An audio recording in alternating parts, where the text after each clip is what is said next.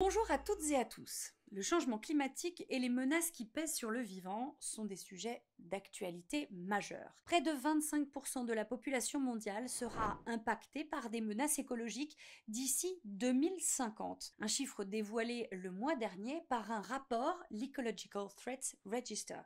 Changement climatique, risque de catastrophes naturelles, insécurité alimentaire ou pénurie d'eau, nombreux sont les risques liés à la croissance démographique, au stress hydrique, à l'insécurité alimentaire, aux sécheresses, aux inondations, aux cyclones, à la hausse des températures ou du niveau de la mer que nous pouvons analyser et relayer. Comme nous ne sommes pas formés pour cerner la complexité que ces sujets d'actualité révèlent, il est donc important de bien intégrer ces réalités. Cela nous permet de porter un regard nouveau sur le monde et la façon de cerner certains problèmes pour apporter des réponses. Le journalisme environnemental a longtemps été considéré comme une spécialité journalistique moins importante que le journalisme de guerre, politique ou encore économique. Dans la hiérarchie de l'information, les questions liées à l'environnement passaient traditionnellement derrière les actualités politiques, les questions sécuritaires ou liées à l'emploi, quitte à ne pas exister du tout. Maintenant, il n'est plus étonnant de voir une une consacrée à des catastrophes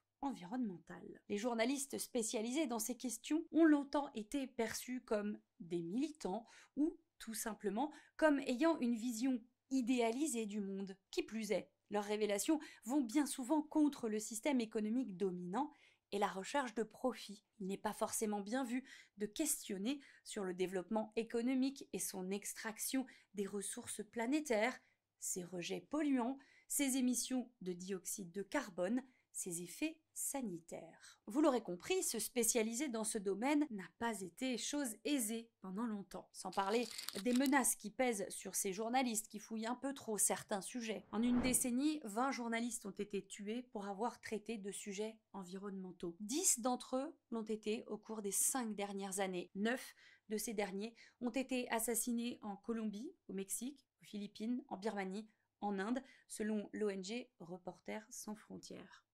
Les principaux sujets qui font des journalistes des cibles, eh bien, on compte la déforestation, l'extraction minière illégale, l'accaparement des terres, les conséquences environnementales d'activités industrielles. Aujourd'hui, l'urgence est telle que le besoin d'informer sur ces questions est plus grand.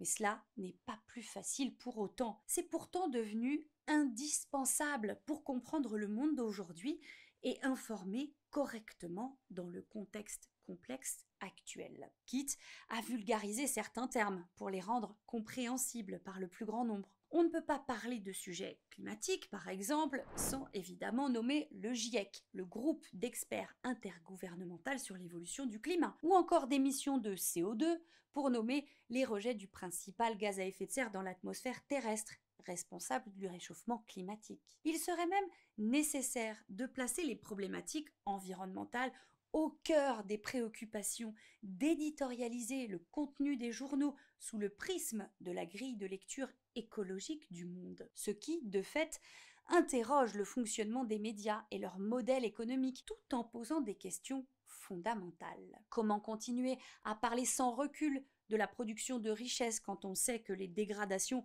environnementales génèrent des points de croissance? Comment analyser les tensions sociales sans regarder en amont les conditions de vie et l'environnement des personnes touchées? Les multinationales peuvent-elles continuer à exploiter des ressources comme l'eau ou la forêt impunément? En fait, l'environnement touche de profondes questions de société qu'il est nécessaire de poser aujourd'hui.